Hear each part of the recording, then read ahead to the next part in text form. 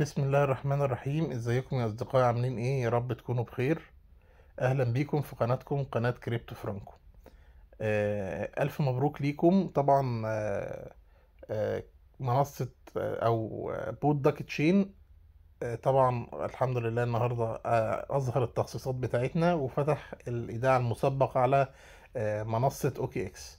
هو حاليا مفيش منصات تانية غير اوكي اكس، وانا اتوقع ان مش هيبقى فيه غيرها.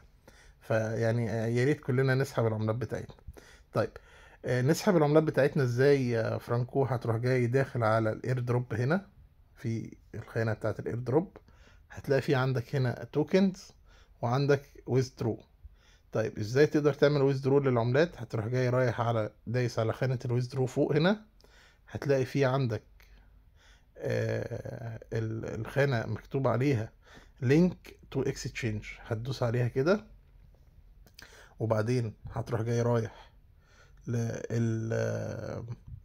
للمنصة بتاعت اوكي اكس اهي. طبعا دي الخانة دي اول ما بتفتح قدامك المنصة بتروح جاي دايس على المربع اللي فوق ده وبتختار منه السهم اللي هو على الشمال هناك، هيفتح لك اليو اي دي، هتاخده نسخ وبعدين هترجع للبوت تعمل بيست لليو اي دي.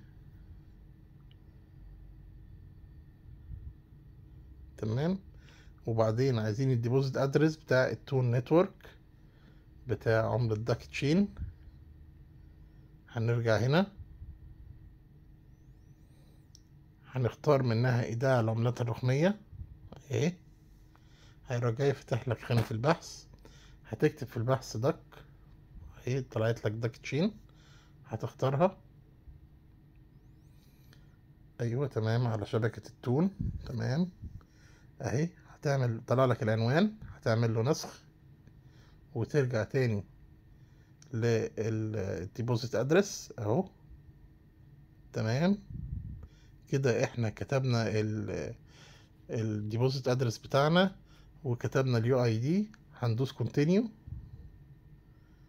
وندوس كليم. هو هياخد فيه، بيقول لك هياخد 20 عملة كرسوم.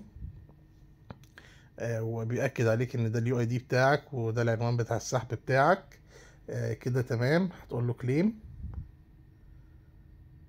بس كده انت كده سحبت العملات بتاعتك، ان شاء الله هتوصل لك على الحساب بتاعك قبل يوم 16 قبل الادراج ان شاء الله. بس كده يا اصدقائي، كده احنا عملنا سحب للعملات.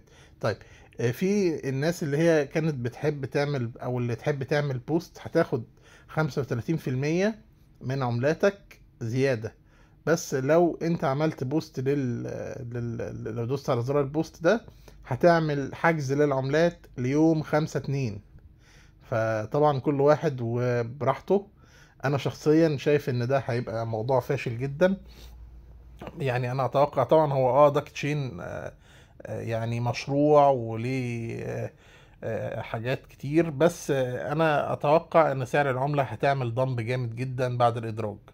فانا شخصيا ناوي ان شاء الله ان انا هبيع في اول لحظة وقت الادراج. وبرضو يعني خليكم معايا على قناة التليجرام، لو في اي تحديثات انا هقول لكم عليها اكيد.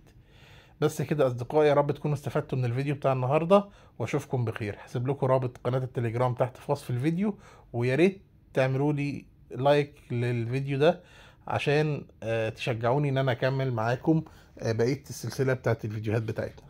مع السلامة يا اصدقائي، اشوفكم بخير.